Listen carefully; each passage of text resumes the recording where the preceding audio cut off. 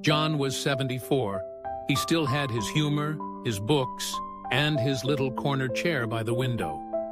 Every morning, he made his tea, settled in with the paper, and spent most of the day just sitting. He'd say, "I earned the right to rest." And it's true. After a life of working, raising a family, and surviving more than most, rest felt well-deserved. But 3 months ago, John had a fall. Not because he was careless, not because of any big medical issue.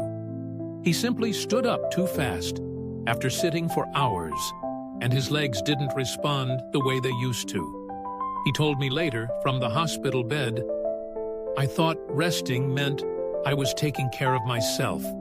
Turns out, I was slowly putting myself away." His words stayed with me, because John isn't alone. And what happened to him is something no one warns you about. Let's talk about it. Let's talk about the quiet danger that creeps in after 70, not with pain, not with warning, but with stillness. The kind of stillness that feels gentle on the outside, but becomes harmful over time. The kind of stillness that shows up as relaxing, but over the weeks and months, starts to undo the very life it's trying to protect. We call it sedentary living, and if you're over 70, it may be affecting you more than you realize. Here's what makes it so tricky. It doesn't hurt at first. Unlike a broken bone or a bad flu, a sedentary lifestyle doesn't come with alarms. No one tells you, "Today, you've sat too long and your circulation dropped," or "Today, your muscles began shrinking and your joints stiffened while you scrolled the news," or "Today, your heart lost a bit of strength because you didn't walk beyond the kitchen." It's quiet. It's kind. And that's why it's dangerous. Because over time, the body forgets how to support itself. And by the time you notice, when the knees ache, the sleep is broken, the digestion slows, it's already been happening for months, even years. You might be thinking, "But I'm retired. I've earned my rest." And yes, you have. But there's a difference between rest and inactivity. Rest is restorative. It follows movement. It allows the body to heal and restore. Inactivity? It slowly strips the body of its strength, flexibility, and resilience. And for people over 70, the margin is smaller. The body doesn't bounce back the way it did at 40 or even 60. What you lose faster. What you gain more slowly. That's not pessimism, that's physiology. Let's look at what sitting too much can actually do to you. It reduces circulation, especially to the legs and brain. It weakens muscles and bones. It slows digestion and metabolism. It lowers mood and increases the risk of depression. It disrupts sleep. And it raises the risk of falls. Not because you're clumsy, but because your balance fades silently. And here's the hard part. Many of these effects are reversible, but only if we catch them in time. Now let me be clear. This isn't about guilt. You are not lazy. You are not doing anything wrong. No one told you how dangerous stillness can become in later life. No one said, movement is not just about fitness. It's about survival. And I'm not talking about running marathons or lifting weights. I'm talking about the act of standing up regularly, of stretching your spine, of walking across the room with purpose, of lifting your arms above your head, even when you don't have to. Small things, simple things. But over time, they are the difference between staying independent or needing assistance. So why don't we talk about this more often? Because sedentary living has been normalized as a natural part of aging. You see the recliner chair, the TV remote, the crossword puzzle, and you assume this is what growing old looks like. But what if that image is incomplete?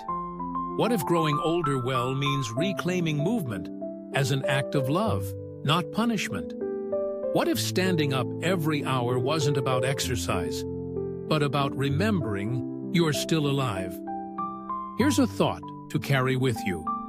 If my body is still capable of moving, then it's asking me to move for a reason. It's not about how far or how fast. It's about how often. Your heart still wants to pump. Your lungs still want to expand. Your blood still wants to circulate. Your muscles still want to engage.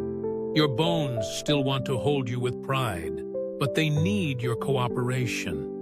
They need you to remember that motion is life. So grab a cup of tea, but stand while it steeps. Call a friend, but pace while you talk. Watch your favorite show, but stretch your legs every episode. Water your plants, touch your toes, swing your arms. Not for the sake of fitness, but for the sake of aliveness. Because the truth is, you're not too old to move. But if you stop moving, you may become older faster than you need to. Let's keep going. What comes next might change how you see your entire daily routine. Most people don't think of sitting as dangerous. It doesn't feel dangerous. It's calm. It's quiet. It doesn't ask anything of you. After a lifetime of responsibility, sitting feels like a reward. But what if stillness, when repeated day after day, begins to work against you? What if the very thing that once helped you rest is now slowly taking more than it gives? Let's gently explore what happens when we stop moving too much, and what that stillness does to the body, mind, and spirit after age 70. Not to frighten, but to invite awareness. Because when we see the truth clearly, we can respond with care, not panic. Let's begin with the body. You may not notice the changes at first. You sit longer. You feel fine, maybe even relieved. But your body, quietly, is shifting under the surface. Circulation slows. Blood pools more easily in the legs. You may notice cold feet, dizziness when you stand, a fuzzy feeling in your head. Then, your muscles begin to fade, not overnight, but gradually. If your arms aren't lifting, your legs aren't pushing, your core isn't engaging.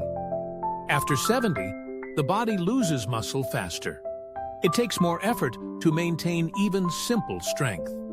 And that's not just about exercise. It's about function. Getting up from the couch, balancing in the shower, walking steadily to the mailbox.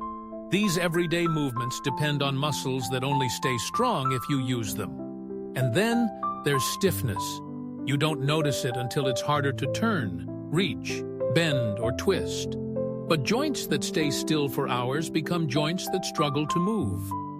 You begin avoiding the stairs. Not because they hurt, but because your body hesitates. You stop reaching overhead, not because you can't, but because it doesn't feel natural anymore. Stillness teaches the body to forget how to move. And once it forgets, it's harder to remind. But sedentary living doesn't just change the body, it changes the mind. Movement stimulates blood flow to the brain. It boosts chemicals that regulate mood, memory, and attention. When we sit too long, the brain receives fewer of those signals. You may start to feel foggy, less motivated, disconnected. You might forget names more often, lose your train of thought, feel a general dullness you can't explain. And over time, that dullness can shift into sadness. Not depression exactly, but something like dimmed spirit.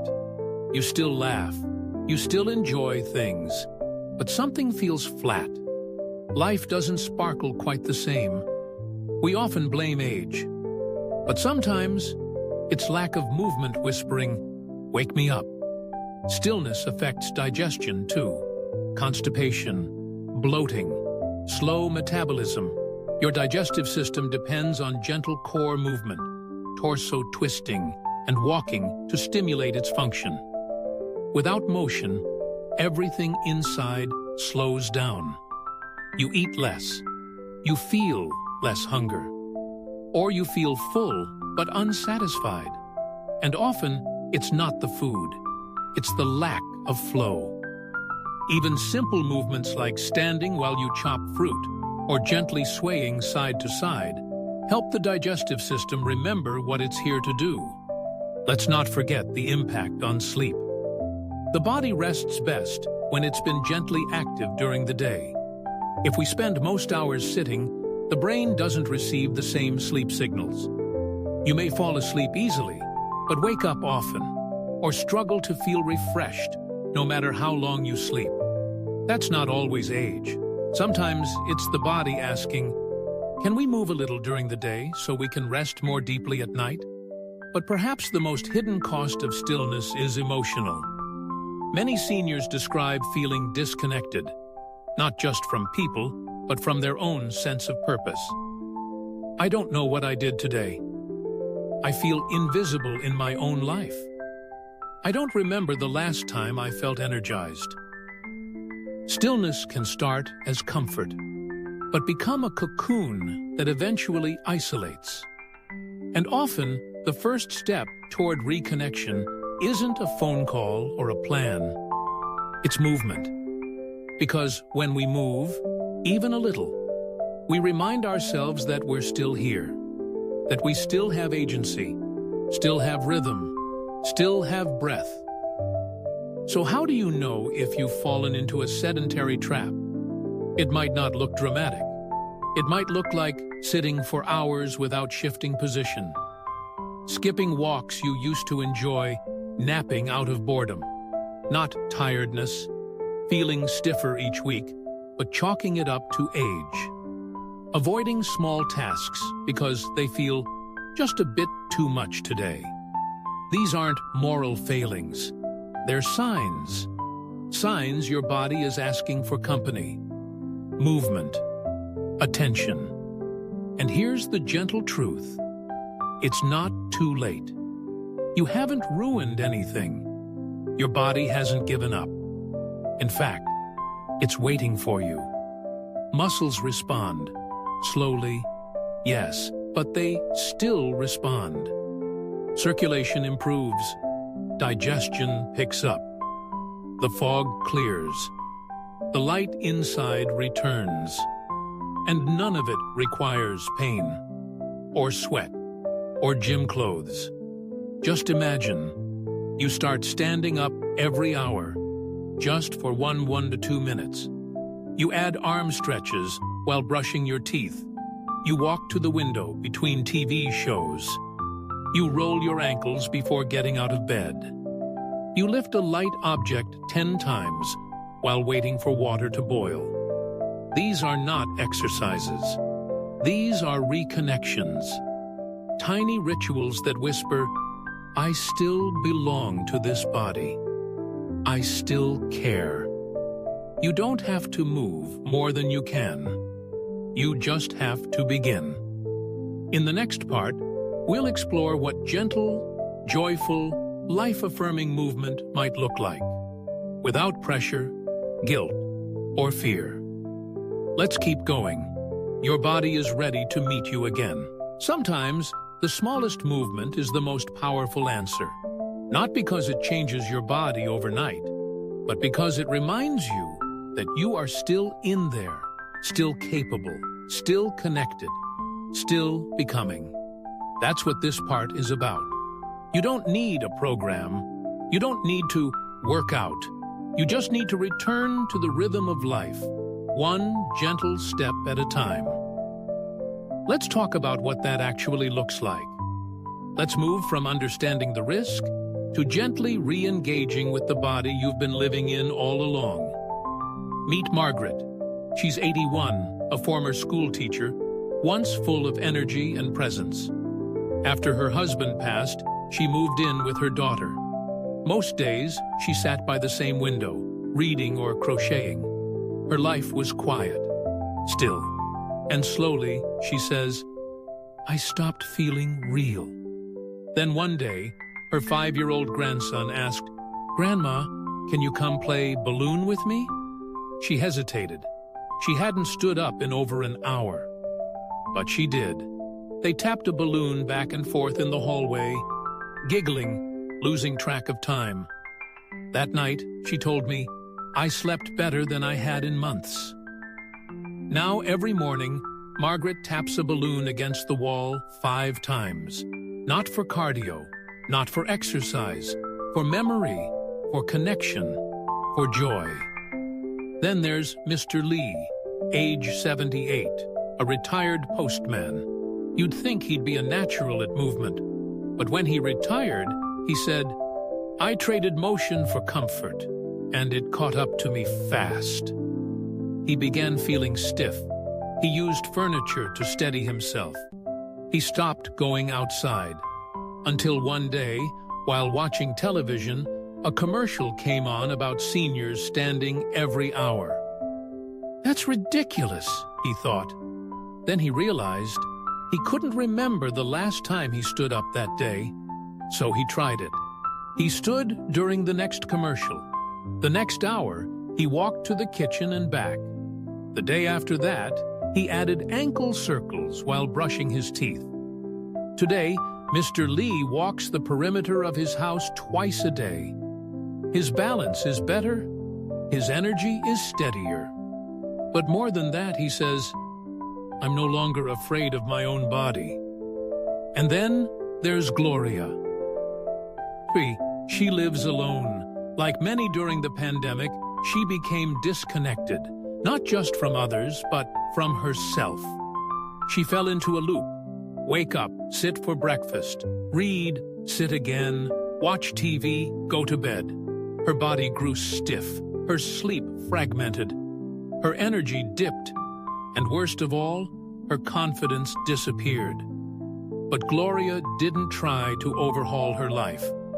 She began what she calls movement with meaning. She stands when she prays. She walks slowly through the garden where she and her late husband once planted roses. She listens to her favorite music and lets herself sway. Just a little, just enough. I don't move to be young, she said.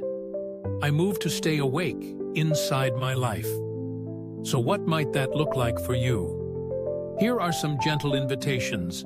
Stand while talking on the phone. Walk in place during commercial breaks. Reach both arms up before each meal. Sit and stand from a chair slowly, just once an hour.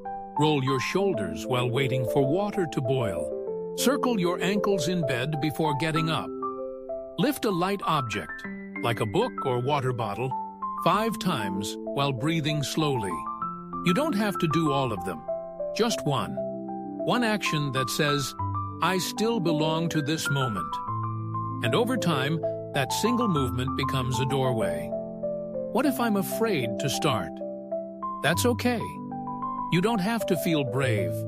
You just have to feel willing. Start by noticing, how long have I been sitting? Then, can I shift my weight? Can I breathe deeper? Can I gently stand? You don't need to move perfectly. You just need to remember that movement still belongs to you. What if it hurts? Never force pain. Start with what feels good, or even just neutral.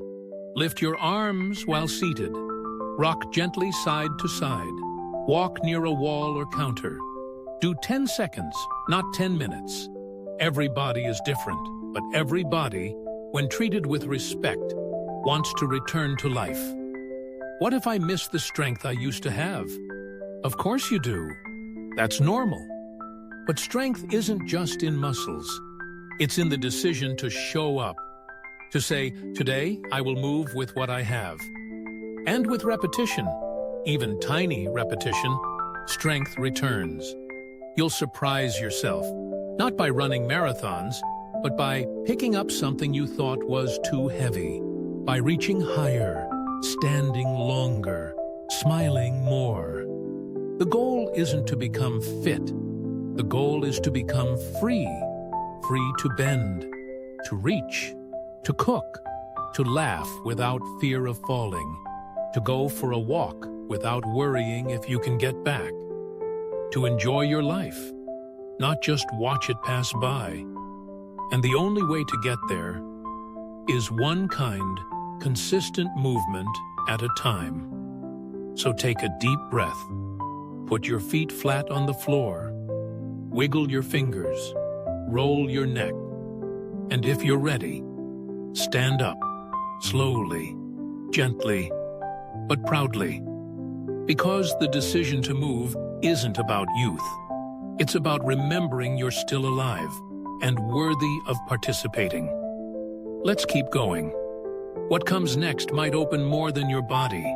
It might open your joy. You've come this far. That means something. It means you've listened, you've reflected, you've even started to move. Maybe just a little, maybe more than you expected. But now, let's go deeper. Because this conversation is not just about muscles or memory, it's about meaning. What if movement isn't just a health habit, but a spiritual act? What if your decision to rise, even slowly, even shakily, is not about getting stronger, but about remembering you're still here, still participating, still belonging, still becoming? Let's ask a question that might feel uncomfortable. At first, am I living or am I waiting? Not in a dramatic way, but in the everyday way. Am I sitting not just because I'm tired, but because I'm unsure what to reach for? Am I watching life go by because I don't know if it still wants me? Am I shrinking, not just physically, but emotionally? These are gentle questions, and they deserve gentle answers. Because the truth is, your presence still matters. Not someday, but today. And one of the most powerful ways to remember that is to move. Movement reconnects you to your body, but also to your story. Every joint that aches has carried you through something. Every foot that hesitates once danced or ran or carried someone else. Every breath you take today carries the echo of all the breaths that came before. And when you move, even a little, you're not just exercising, you're honoring your story. You're saying, "This body has brought me here. I will not abandon it now." And it's not just about your body. It's about your relationship with time. Sedentary living can feel like time has paused. Days blend together. You wake, eat, sit, sleep, repeat. But movement breaks that loop. It creates rhythm. It reminds you that time is still flowing, and you are still part of it. 5 minutes of stretching becomes a ritual. A daily walk becomes a doorway into new thoughts. Even reaching toward the sun through your window becomes a way to say, "Yes, I am still here." Let me tell you about Clara. She's 88. Clara used to be a dancer. Now her knees are fragile, her hands tremble, but every afternoon she plays her favorite waltz and moves her hands in the air like wings. She doesn't stand. She doesn't need to. "I can't move the way I used to," she told me. "But when I do this, I still feel like me."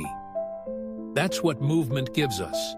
Not just strength, but identity. Movement, at its core, is not about fixing something broken. It's about staying in relationship with your body, on its terms, not your old ones. Reframing your relationship with movement means this. You no longer move to fix yourself. You move to meet yourself. You move not because you're broken, but because you're alive. Not because you're failing, but because you're feeling. You are not behind. You are not wasting time. You are still participating in your own becoming. And that is sacred. Let's talk about fear. It's normal to fear falling, or pain, or embarrassment. But deeper than that, many fear disappointment. What if I try, and it's not enough? What if I used to be strong, and now I'm weak? But here's the reframe. Trying is enough. Choosing to stretch, to stand, to breathe deeper, that is courage. Not measured in reps or steps, but in willingness. You don't have to do it perfectly. You just have to do it honestly. And here's a truth many people miss. Movement can be prayer. Movement can be remembrance. Movement can be grief. Movement can be celebration. When you lift your arms, you're not just stretching. You might be releasing. When you stand taller, you might be reclaiming dignity. When you take one extra step, you might be choosing to hope again. You don't have to call it exercise. You can call it returning. You can call it honoring the days you still have. What does this mean for your life? Today, tomorrow, the weeks ahead? It means you can begin again, and again, and again. You can build new rhythms. You can mark your days not by what you used to do, but by what you still can do today. It means a walk down the hallway is not meaningless. It is an act of power. It means lifting your arms in the morning is not routine. It is resurrection. It means moving is not what you do after you feel better. It's how you start to feel alive again. And if there are days when you feel like doing nothing, that's okay too. Rest is part of movement. Stillness is not the enemy, but the invitation is always there. Not to push, not to perform, but to participate. You don't have to go far. You don't have to go fast. You just have to go with love. With the same gentleness you'd offer a friend. Offer it to yourself. Because your body is not asking you to be young again. It's asking you to stay present with what is, not what was. And that's enough. More than enough. So let's keep going. Because the next part might not just affirm your strength, it might remind you that your story is still being written. And the pen is still in your hand. If you've made it this far, beyond the warnings, the stories, the truths that were sometimes hard to hear, then let me tell you something important. You are not sitting still in life. You are moving forward. One word, one breath, one realization at a time. And that is an act of quiet courage. Because facing the hidden dangers of a sedentary life isn't just about avoiding illness. It's about choosing life, full, present, connected, while you still can. And you can. Let's pause for a moment. Place your hand gently on your chest. Feel your breath rising and falling. That's life moving through you, right now, without your effort, without your permission. Even when you feel tired, even when you feel afraid, even when you've been still for too long, your body keeps asking you to stay with it, not as punishment, but as partnership. You and your body are not enemies, you're companions. And like any companion, it wants to be seen, to be honored, to be moved with. You are not behind. You are right on time. Many people think they've waited too long, that if they'd only started sooner, they'd be better off now. But here's the truth. Your body doesn't measure your worth by what you used to do. It responds to what you choose now. And the choice to stretch today, to walk 10 steps farther, to stand with intention, to lift your arms and breathe, that is enough. It doesn't need to be fancy. It doesn't need to be fast. It just needs to be yours. You're not here to impress anyone. You're here to return to yourself. Because even after all these years, there are parts of you waiting to be rediscovered. the way your shoulders feel after a long reach, the way your legs buzz when you've walked a little more than usual, the warmth in your hands after you've used them for something real. These are small things, but they remind you you're not watching life from the sidelines. You're still on the field, still in the game, and it's not too late to enjoy the play. You may not move like you used to, but you move like you still matter. Let that be your anthem. Let that be the sentence that interrupts the voice that says, "Why bother?" Let it be the gentle push when you feel like giving up. Let it be your prayer, your promise, your permission. Because you do still matter, and you deserve to feel that, deep in your bones, deep in your breath, deep in your day-to-day life. Let me ask you something tender. What would it mean to move? Not because you should, but because it helps you feel alive again? What if stretching your fingers toward the sky helped you stretch your perspective? What if standing tall, even for a moment, helped you remember the dignity you still carry? What if walking from one room to another was a way of saying, "I still choose to go somewhere"? You don't have to move mountains, you just have to move. And on the days when you can't, that's okay too. Movement is not a race. It's a relationship. Some days will feel slow. Some days you'll need more rest. Some days you'll feel the weight of years. But even on those days, you can move with kindness. A hand on your heart. A breath that's deeper than usual. A thought that says, "Tomorrow, I'll try again." That counts too. You are not too old to begin again. You are exactly the right age to awaken. Because this moment, this exact season of life, holds wisdom, clarity, perspective. And when you combine that with even the smallest bit of physical movement, something powerful happens. You don't just age, you expand. You become more fully yourself. And that's something no gym, no doctor, no article can give you. It comes from within. So as this video comes to a close, let me offer you this blessing. May you trust your body enough to listen. May you honor it enough to move. May you forgive the time you lost in stillness and celebrate the time you still have.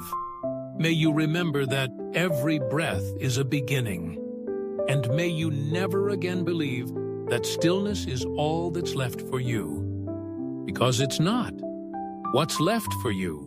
Movement, joy, curiosity, laughter, stumbles and stretches, little victories, and a life that keeps unfolding right where you are. Here's your invitation. Today, before you go to bed, stand up, walk to the window, look at the sky, stretch your arms wide, take a deep breath, say aloud, "I'm still becoming." Then do it again tomorrow, and the day after that, and the one after that. This is not a challenge. It's a blessing you give yourself. You are not just surviving. You are reclaiming your presence in the world. Let's not say goodbye. Let's say, "See you tomorrow," when we move again. Because tomorrow, your body will still be with you, and it will still be listening for one quiet decision. Will you move with me today?